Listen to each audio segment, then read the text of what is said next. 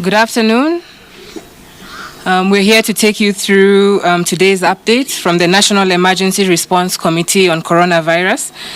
This is our update with regard to country response measures as at 19th April 2020.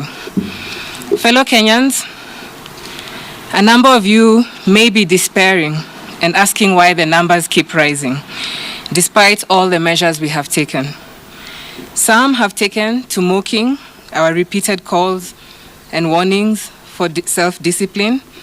Others are looking at us as government to fire the silver bullet for normalcy to resume. Luckily, the majority of you are working with us and adhering to our directives and supporting the initiatives we have put in place against this virus. So far, our analysis shows us that 56% of all our confirmed cases were imported, and only 44% have been locally transmitted. With support of Kenyans, we are working flat out, including taking unpopular measures to limit the spread of transmission. So far, we have succeeded in containing the imports, and in the last few days, the very few cases are emanating from our regional quarantine centers. Therefore, fellow Kenyans, we are now worried about local transmission. Ladies and gentlemen, the function of public health and national security is everyone's responsibility. Governments the world over play facilitative roles, and therefore this means as Kenyans we do have a personal responsibility. And going forward, we are calling on Kenyans to work with us, and we shall be activating community policing. This will include enhancement of community participation in the following ways. We shall utilize our community health volunteers in community-based surveillance for coronavirus. In addition, we've ensured that we have deployed public health officers and other multi-agency teams in manning roadblocks together with our policemen. We have activated the Nyumba Kumi initiative, and further to this, we shall now utilize technology in tracking and surveillance of any members of the public who are congregating post-curfew hours. We continue enhancing our capacity for combating coronavirus, and towards this end, we are making good leaps in expanding and spreading our testing capabilities across the country. Today, I'm glad to announce that the Moi Teaching and Referral Hospital in Eldoret and Kenyatta National Hospital here in Nairobi are now testing for COVID-19 disease. The MTRCH tests cover a scope of 22 counties, and this will enable transfer of samples from those countries, reducing the turnaround time. The two facilities have been conducting testing in the last few days and are therefore complementing the existing efforts in the other laboratories. Counties are required, therefore, to continue taking stock of their existing capacities with regards to ensuring that healthcare workers are facilitated to be able to fight against COVID-19. Going forward, fellow Kenyans, all those who break the curfew rules will be assumed to have been in contact with suspected cases and hence will be quarantined for a period of 14 days. The government will hence carry out screening of truck drivers entering and operating in Kenya going forward. This will be done at roadblocks using a combined team of health and security personnel. All healthcare workers in both public and private facilities are required to wear protective gear as part of protecting themselves as they manage the patients. We have received disturbing news that some unscrupulous persons are recycling face masks after collecting them from bins and selling them to unsuspecting Kenyans. In particular, we've noticed the recycling of the surgical masks, and we've seen different pictures in social media, and we therefore say that this is unacceptable and this is actually criminal. Together with this awareness, we're going to be rolling out guidelines on the disposal of face masks, and we shall crack the whip on anyone found endangering the lives of fellow Kenyans for selfish gains. I urge Kenyans to undertake basic due diligence on face masks that they are buying so that they do not fall victim. And also we are calling on the National Police Service, the Kenya Bureau of Standards, the National Environment Management Authority, NEMA, and other relevant government agencies to come and take action on those who are recycling masks and selling them to unsuspecting Kenyans. While still on this case, we are witnessing another unbecoming phenomenon, where people are assuming that using a face mask alone can beat this virus. We've seen cases where people are walking around, not observing social distancing and feeling that the face mask is enough. Fellow Kenyans, the face mask only confers about 50% protection. So we still require you to observe the interventions that we've put in place. Yesterday, we witnessed a situation in Baringo where elected leaders led a mass demonstration in Cabinet Town, thus endangering the lives of the locals. What we saw in Baringo must be condemned in the strongest of terms. Fellow Kenyans, remember, under the Public Health Act that has been invoked by the Ministry of Health, all gatherings, whether political or religious, remain banned. We have also noted that there are people who are presenting all manner of letters of authority to be able to move out of restricted areas. It is important for people to note that nobody has the authority to clear any person to move out of these areas other than the Ministry of Interior.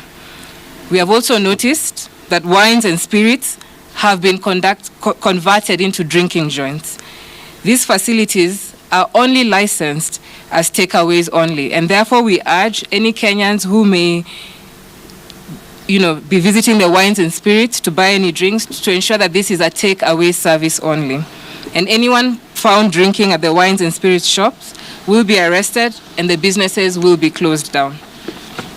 Yesterday, fellow Kenyans, we emphasized on the importance of nutrition in boosting the immune system.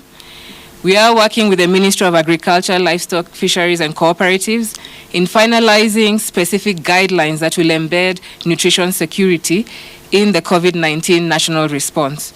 Part of this will entail food preservation guidelines, kitchen garden toolkits and recipes for healthy snacks, and guidelines that help us maintain our healthy diets. I do appeal to fellow Kenyans to continue working with us and to ensure that they do maintain balanced diets that will then confer them with immunity to be able to fight against COVID-19. Now, since our last update yesterday, we've tested an additional 1,330 cases. And out of these samples, 8 have tested positive for coronavirus, bringing the total number of confirmed cases in the country to 270. 7 are Kenyans and 1 is a foreign national. And none of these cases has a history of travel. 3 emanated from our quarantine centers, and 5 were picked by our surveillance teams from various parts of the country. 4 are from Mombasa, 3 Nairobi, 1 Kajiado, and all aged between the ages of 17 and 65 years old. I'm glad to also announce that we have 7 other discharges today, taking the number of recoveries to 67. And this is encouraging, and we hope that many more will recover. Sadly, however, we have lost 2 more, thus raising the number of total deaths to 14. Yesterday, we gave a rundown of affected areas in Nairobi County, and we've noticed that almost every estate in this county does have a case. And the situation in Mombasa is not any better. Kwa sasa, Nyali inaongoza na kesi 11, ikifuata na Mvita na kesi 7, Kisauni 7, Changamwe 2. Na kule ndani Nyali, karibu kila kona kuna kesi ya corona. Bamburi 2, Beach Road 1, Mamba Village 1, Mogadishu 1, Mkomani Tamarind 1, Maweni Kongowea 1, Twiga Road 1 na Umoja 1. Kwa hivyo huu ugonjwa umeenea kila pahali Mombasa. Na ni jukumu la kila Mkenya kumshika mkono gavana wa Mombasa Ali Hassan Joho pamoja na serikali kuu kuongeza juhudi za kukabiliana na hili janga. A total of 2,661 contacts have been monitored, and out of which 2,047 have been discharged. 614 contacts have been are on follow-up at the moment. Fellow Kenyans, so far we've conducted 13,239 tests. Once again, I would like to remind all Kenyans, those in the villages, to remember our mantra of social distancing. Remember to wash your hands often with soap and running water. Remember to wear your face masks. Remember to observe basic hygiene, and remember to stay at home. Fellow Kenyans, at this juncture, I'd like to invite the Cabinet Secretary of Trade, Betty Maina, who will be giving further updates on our COVID response 19.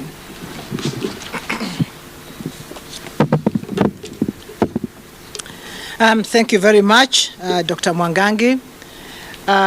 Good afternoon, everyone. I wanted to just give an update on our capacity to manufacture medical commodities here in Kenya, and also to send another challenge to the business community to rise up to the task. I think when we first spoke about this, that was about 3 weeks ago. We did give the undertaking that the Kenyan business community was capable of producing medical commodities. And in the last 3 weeks, we've seen a lot of innovations come on board. The Kenya Bureau of Standards has outlined the specifications and the standards for material for the production of masks. And those have been outlined, and they are available for free from the Kenya Bureau of Standards website. Those and also certification for any of manufacturers who would like to manufacture these PPEs has also been undertaken for free by the Bureau of Standards. To date, we have certified 9 government institutions for the manufacture of PPEs, and 34 private institutions have also applied and have received certification. And together, those are capable of producing 1.5 million face masks each day. And these are face masks that are made of cloth.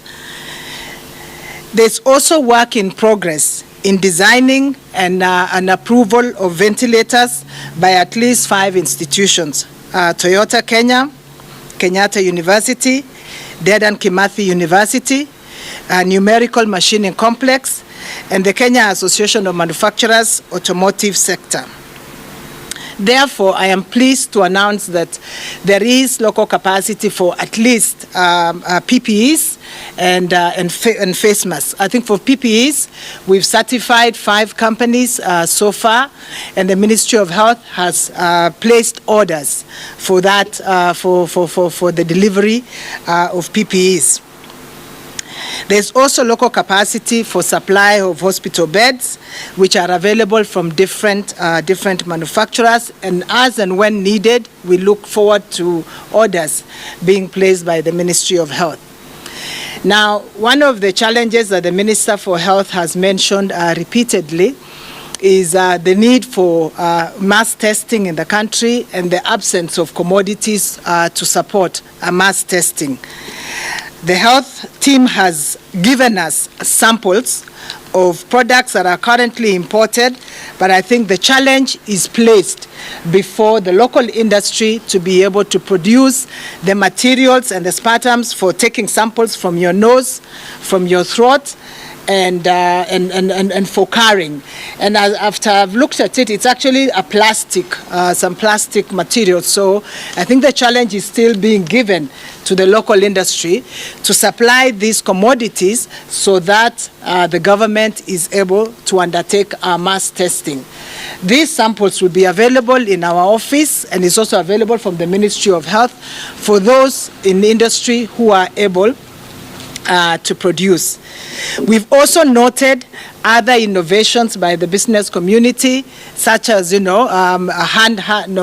contactless sanitation and hand washing facilities. We have seen innovation for spray dents that can be utilized in markets. And I think the challenge is being given to all of us to support in the rollout of these innovations. Thank you very much.